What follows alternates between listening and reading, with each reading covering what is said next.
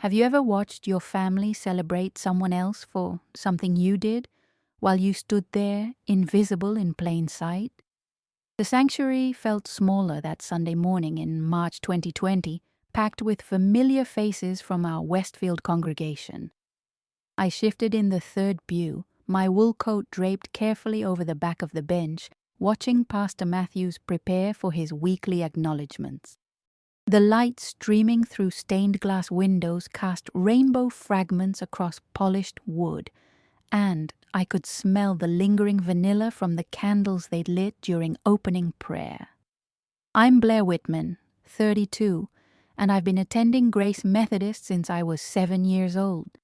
My parents, Richard and Claudia, raised Reese and me in this church, in this community where everyone knew everyone's business and generosity was measured in both dollars and recognition. As a management consultant specializing in digital transformation for Fortune 500 companies, I'd been blessed with steady work even as the world started shifting around pandemic uncertainty. My recent contract with a pharmaceutical company had netted me $25,000 in March alone, and I'd felt moved to share that blessing. Before we begin today's service, Pastor Matthews announced, his voice carrying that practiced warmth that made everyone feel personally addressed, I want to recognize the extraordinary generosity that made our new children's ministry wing possible. The congregation murmured appreciatively, and I felt my chest tighten with anticipation. Behind him, mounted on the wall in pristine bronze lettering, read the dedication plaque. Children's Ministry Wing, made possible through the generous donation of Blair Whitman.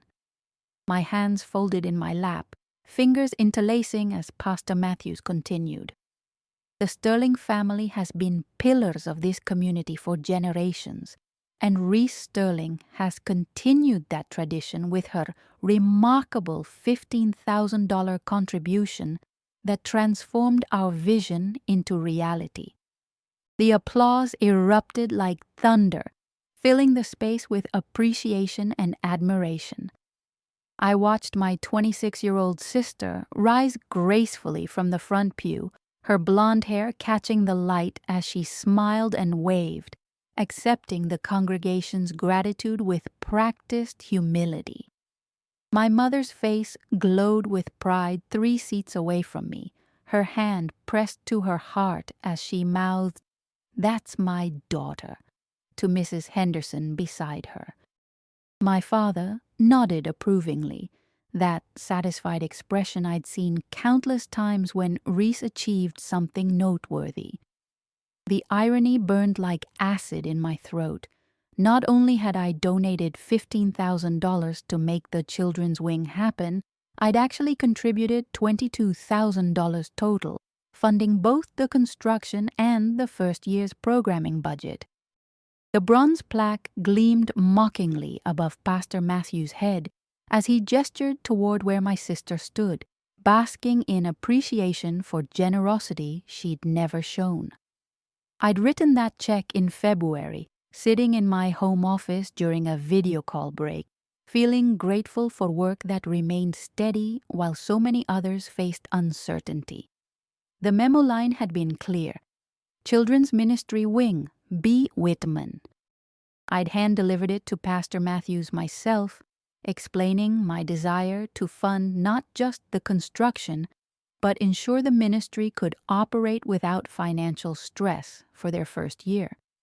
Reese had been working part-time at a boutique in Short Hills, living in our parents' guest house, driving the BMW they'd bought her for her 25th birthday. Her largest contribution to anything had been splitting dinner checks, and even then she usually forgot her wallet. Yet here she stood, receiving recognition for sacrifice and generosity that belonged entirely to someone else, while I sat invisible in the congregation, watching my truth be rewritten in real time. The service continued around me, hymns and prayers flowing like water over stone, but I remained frozen in that moment of recognition stolen and credit misplaced. When we finally stood for the closing benediction, I caught sight of that bronze plaque one more time, my own name etched permanently in metal, while my sister's name lived temporarily in the congregation's memory as the true benefactor. Walking to my car afterward, I passed groups of church members congratulating Reese, praising her generosity, and thanking her for her sacrifice. Mrs. Patterson, who taught my Sunday school class 20 years earlier, hugged Reese tightly and said, "Your parents must be so proud of the woman you've become." I jingled my keys against my palm, the metal cold and sharp, wondering if anyone would notice if I never came back. That afternoon, sitting in my kitchen with a cup of Earl Grey growing cold between my hands, I called Pastor Matthews. The number was programmed into my phone from years of church committee work, and his voice carried the same gentle warmth it had during the morning service. "Blair, what a wonderful surprise.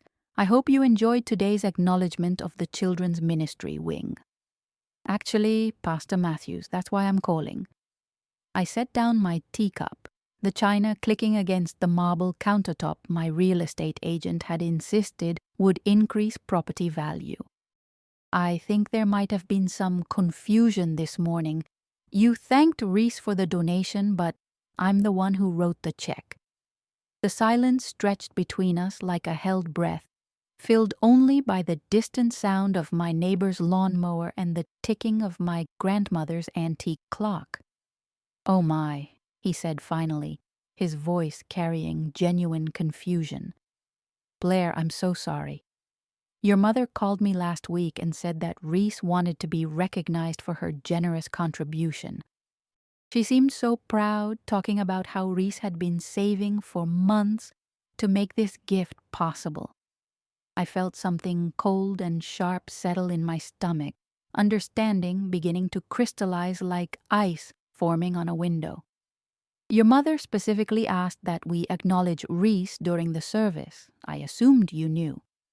After hanging up, I sat in the growing afternoon shadows of my dining room, staring at the framed photo of my family from last Christmas. We're all smiling in our coordinated navy and cream outfits, standing in front of my parents' fireplace with its garland and twinkling lights.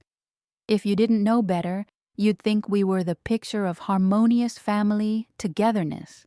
But I was starting to see the photograph differently now, noticing how Reese stood centered between our parents while I hovered slightly to the side, how their hands rested protectively on her shoulders while mine hung empty at my sides.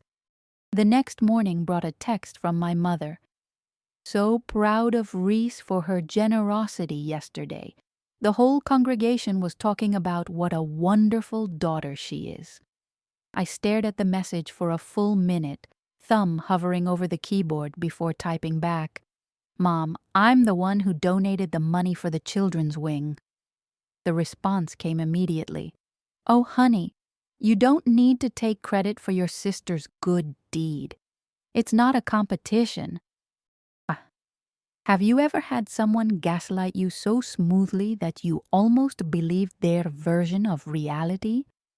I screenshot that text conversation and saved it to a folder on my phone I labeled documentation, though at the time I wasn't entirely sure why. Something in my gut told me this pattern would repeat, that I needed to start paying attention to the accumulation of these moments rather than dismissing them as isolated incidents. Wednesday evening, I drove to my parents' house for our weekly family dinner, a tradition that had survived my move to independence, but somehow always centered around Reese's schedule and preferences. The Colonial sat on 2 acres in the most prestigious neighborhood in Westfield, its circular driveway framing perfectly manicured lawns that my father had spent decades perfecting. Walking through the front door felt like entering a museum of my childhood, everything preserved exactly as it had been when Reese and I were children. except the family photos lining the hallway had been gradually edited to feature fewer and fewer images of me. "Blair," my mother called from the kitchen, where she was arranging imported cheese and crackers on the good china. "I was just telling your father how generous it was of Reese to donate her savings to the church. $22,000. Can you imagine the sacrifice she made?" I set my purse down on the granite island, the surface cold under my palms, and took a deep breath that smelled of my mother's signature vanilla candles and the roast beef dinner she'd been preparing since noon. "Mom, we need to talk about something." I kept my voice level, professional, the same tone I used with clients when delivering unwelcome but necessary feedback. "I'm the one who donated that money to the church, not Reese. I have the bank records, the memo line with my name, and Pastor Matthews confirmed I was the one who hand-delivered the check." My mother paused in her cheese arrangement, knife suspended over a wheel of brie, her expression shifting from confused to defensive in the space of a heartbeat. "Honey, I don't understand why you're saying this. Reese told us all about her donation, how she'd been saving for months, how important this was to her faith journey." She gestured toward the living room where my father's voice could be heard, congratulating Reese on her unprecedented generosity, while she laughed with that musical quality that had charmed teachers, coaches, and family friends for decades. "Why would you want to take credit for something so meaningful to your sister?" I pulled out my phone and showed her the bank statement I'd screenshot earlier, the transfer clearly marked with my account number and the memo, "Children's Ministry Wing, B. Whitman." The evidence was undeniable, mathematical in its clarity. Yet my mother glanced at it dismissively and continued arranging cheese as if I'd shown her a grocery list. "These things can be confusing, sweetheart. Bank records don't always tell the whole story." Standing in that kitchen where I'd eaten countless family meals, watching my mother rewrite reality in real time, I realized this wasn't about money or church recognition. This was about something much deeper and more systematic, a family dynamic so entrenched that truth itself could be negotiated away when it threatened the established narrative of who mattered and who didn't. The vanilla candles seemed cloying now, too sweet, and I excused myself to the bathroom where I stared at my reflection in the mirror and wondered how long this had been happening without my notice. That bathroom mirror reflection haunted me for days. I found myself cataloging memories differently, re-examining moments I'd previously dismissed as coincidences or misunderstandings. My promotion to senior consultant last fall, mentioned briefly at Sunday dinner, before the conversation shifted to Reese's new part-time supervisor praising her natural retail instincts. My acceptance into the leadership development program at work, acknowledged with a distracted, "That's nice, honey," while my parents spent 20 minutes discussing Reese's latest Instagram post about her boutique's window display. Have you ever realized that what you thought was normal family dynamics was actually a systematic pattern of erasure? I started what I privately called my evidence collection. Not out of paranoia, but from a growing need to trust my own perceptions. I screenshot text conversations, saved voicemails, and began paying attention to who got mentioned in family Christmas cards, who appeared in social media posts, whose achievements made it into my mother's weekly calls to her sister in Florida. The breakthrough came on a Thursday evening in April. I was having drinks with my colleague Jennifer Chen at Martini Blue, the wine bar near our office where we'd been decompressing after particularly challenging client presentations for 3 years. Jennifer had been my cubicle neighbor during our early days at Morrison Consulting, and we'd bonded over late-night project deadlines and shared eye rolls at office politics. She knew my family history in broad strokes but had never met them personally. "I saw your sister's Facebook post about the church donation," she said, twirling her Chardonnay glass between manicured fingers. $22,000 is incredibly generous for someone working retail. How did she save that much? I felt my chest tighten, that familiar sensation of being caught between truth and family loyalty. But sitting in that dimly lit bar with someone who had no investment in maintaining family narratives, I found myself telling the whole story. Jennifer listened without interruption, her expression shifting from surprise to anger to something that looked like recognition. When I finished, she pulled out her phone and opened Facebook. "Blair, look at this post from your mom last week."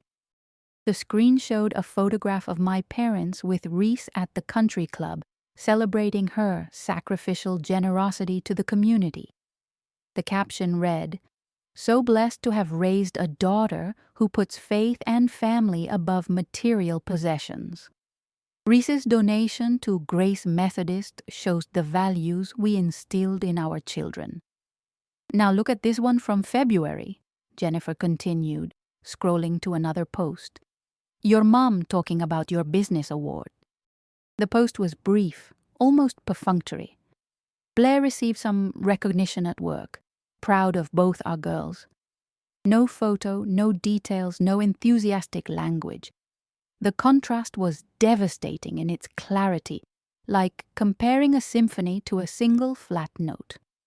That weekend, I drove to my parents' house armed with questions instead of accusations. I found my father in his study, surrounded by financial documents and his collection of golf trophies from the country club tournaments he'd dominated throughout my teenage years.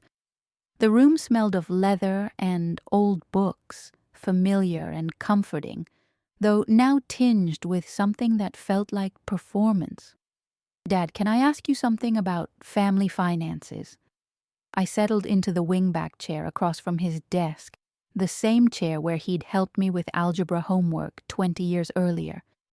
"When you and Mom talk about our achievements with friends and family, do you feel like you present Reese and me equally?" His pen paused mid-signature, and I watched his shoulders tense slightly under his navy polo shirt. "Blair, what's this about? You girls are both successful in your own ways." The dismissiveness was gentle but unmistakable, wrapped in the kind of paternal tone that suggested my concerns were dramatic overreactions to minor family dynamics. "Reese has been making really positive changes lately, taking more responsibility, making adult decisions. The church donation was a big step for her." "But Dad, I made that donation." I kept my voice steady, factual. "I have the bank records, the memo line, the receipt from Pastor Matthews. Reese didn't contribute any money to the children's ministry wing." The silence stretched between us, filled by the tick of his grandfather clock and the distant sound of my mother and Reese laughing about something in the kitchen. "Sometimes, Blair, families support each other in ways that aren't about credit or recognition." His voice carried that tone I remembered from childhood lessons about sharing and generosity, though applied now in a context that felt fundamentally dishonest. "Maybe Reese needed this acknowledgement more than you did. Your career is already successful. Sometimes we celebrate people for who they're becoming, not just what they've done." Walking back to my car that afternoon, I realized the conversation had shifted something irreversible in my understanding. This wasn't about money or even recognition. It was about a family mythology that required my diminishment to maintain Reese's centrality. The evidence collection wasn't paranoia. It was documentation of a reality that existed independently of my family's willingness to acknowledge it. That night, I opened a new document on my laptop and began writing down everything I could remember: birthday celebrations, graduation acknowledgments, professional achievements, family gatherings where praise was distributed. The pattern emerged like a photograph, developing, clear and undeniable and heartbreaking in its consistency.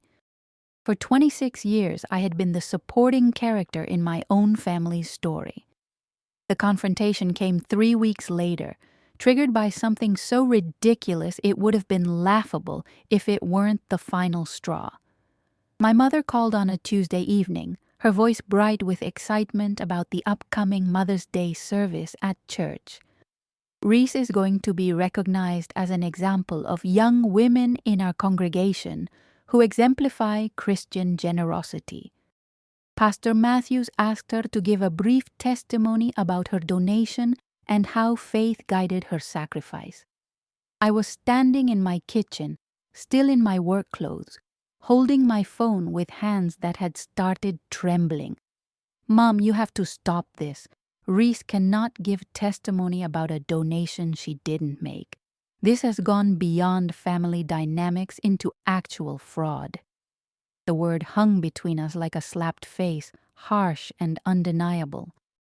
I heard my mother's sharp intake of breath, followed by that tone of injured innocence she'd perfected over decades of managing family narratives. "Blair Elizabeth Whitman, I cannot believe you would use such language about your own sister." Reese has been so excited about this opportunity to share her faith journey. Why are you trying to sabotage something meaningful to her? The conversation spiraled into familiar patterns.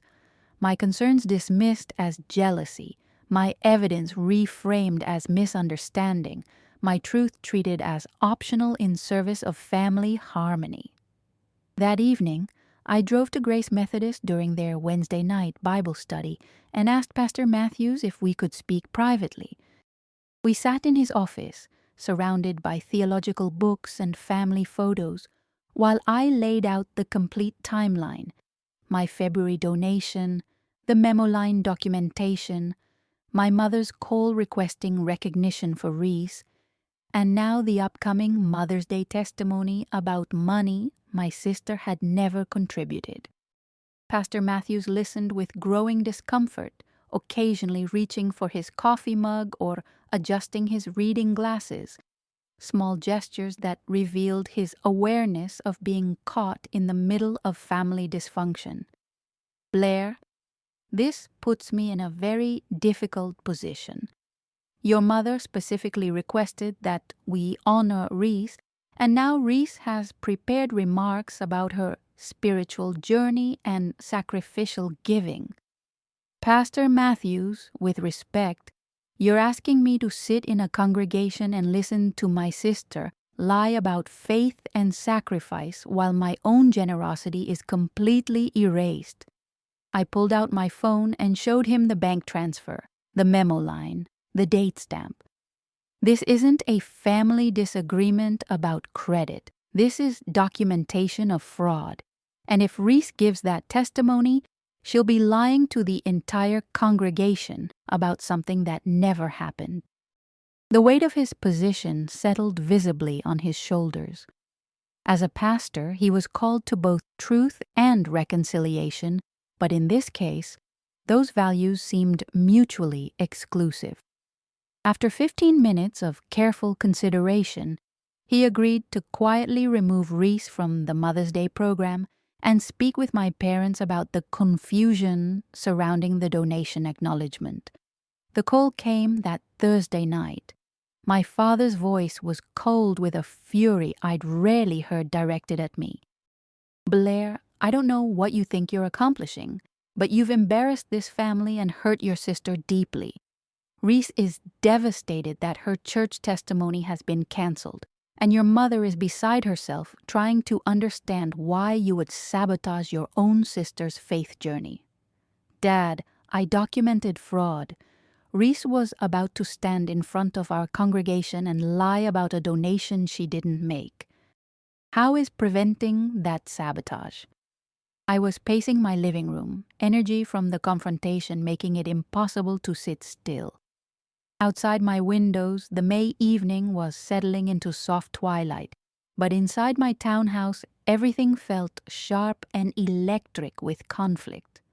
Your sister has struggled with confidence her whole life, and this recognition was helping her grow into the woman we know she can become. Sometimes family means supporting each other's growth even when it requires personal sacrifice. The familiar reframing made my head spin. My insistence on truth redefined as selfishness, Reese's deception recast as a confidence-building exercise that I was sabotaging through petty jealousy. The conversation ended with my father's declaration that I was temporarily unwelcome at family gatherings until I could adjust my attitude and prioritize family harmony over personal recognition.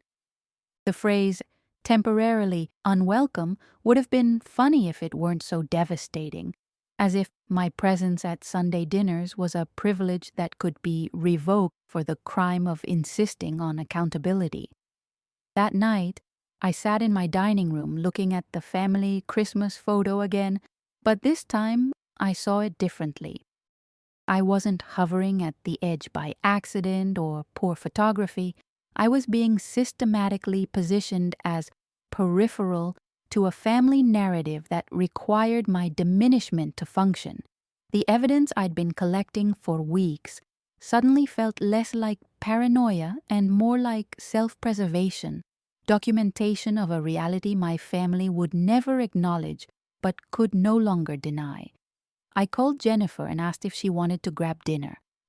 Over Thai food and wine, I told her about the church confrontation and my father's ultimatum. She listened with the focused attention of someone who recognized the significance of what was happening, then said something that shifted my entire perspective. Blair, they didn't make you unwelcome because you were wrong. They made you unwelcome because you were right, and that threatens everything they've built. 6 months later, I'm writing this from my new apartment in Hoboken, 23 floors above the Hudson River, with a view of Manhattan that makes me smile every morning. The move wasn't about running away. It was about running toward something better. When you stop performing for people who refuse to see your worth, you discover space to build a life that actually reflects your values. The temporary exile from family gatherings became permanent by mutual agreement. After 3 months of silence, my mother called with a conditional invitation to Thanksgiving. I could attend if I apologized to Reese for the church incident and committed to more supportive behavior going forward. I declined politely and spent Thanksgiving with Jennifer's family in Princeton, where her parents asked about my work, remembered my promotion, and thanked me genuinely when I contributed to dinner conversation. The contrast was startling. Jennifer's father, a literature professor, spent 40 minutes discussing my insights about digital transformation in traditional industries. Her mother, a pediatric nurse, connected my consulting experience with her hospital's technology challenges and asked thoughtful follow-up questions. At one point, Jennifer's younger brother mentioned that their family group text frequently referenced my LinkedIn posts about business strategy. I realized I'd forgotten what it felt like to be seen as competent and interesting by people who shared my DNA. Pastor Matthews sent a lovely note in December, updating me on the children's ministry wing and thanking me again for my contribution. The new programs were thriving, serving 43 children from families throughout the Westfield community. He included photos of kids engaged in art projects and reading circles, their faces bright with the kind of joy that makes sacrifice meaningful. The bronze plaque still bears my name, he mentioned gently, and congregation members often comment on the generosity that made their children's spiritual growth possible. My professional life flourished without the constant drain of family performance. That fall, I landed the largest contract in our firm's history, leading digital transformation for a pharmaceutical company expanding into emerging markets. The project required travel to Singapore and Dublin, challenges that energized rather than exhausted me. When Morrison Consulting promoted me to senior manager with a salary increase to $127,000, I celebrated with Jennifer and our colleagues at the same wine bar where she'd first helped me recognize the patterns I'd been too close to see. The most unexpected gift came through my neighbor, Mrs. Chen, an 80-year-old woman who lived alone in the apartment next to mine. She'd knocked on my door in November to ask if I could help her set up video calls with her granddaughter in California. Our 20-minute technology tutorial became weekly tea conversations that evolved into something like the grandmother relationship I'd never had. Mrs. Mo, Chen remembered details about my work projects, celebrated my professional victories, and offered the kind of steady emotional support that had been missing from my family relationships for 32 years. When I mentioned that I didn't have holiday plans, Mrs. Chen insisted I join her and her daughter's family for Christmas Eve dinner. Sitting around their table, listening to 3 generations share stories and gentle teasing, I realized this was what healthy family dynamics looked like: mutual interest, genuine affection, and space for everyone to contribute meaningfully to conversations. In February, exactly 1 year after my original donation, I made another contribution to Grace Methodist, this time funding new technology for their senior adult ministry. Pastor Matthews called personally to thank me, and I asked him to keep the donation anonymous. The recognition wasn't the point anymore. The impact was. I'd learned to separate generosity from the need for acknowledgement, a distinction that felt like emotional maturity. Spring brought an unexpected text from Reese. I know things have been weird between us, but I wanted you to know I think about you a lot. I'm sorry about the church thing. I was scared to tell Mom and Dad the truth about my finances. I stared at the message for days before responding simply. I appreciate you saying that. I hope you're doing well.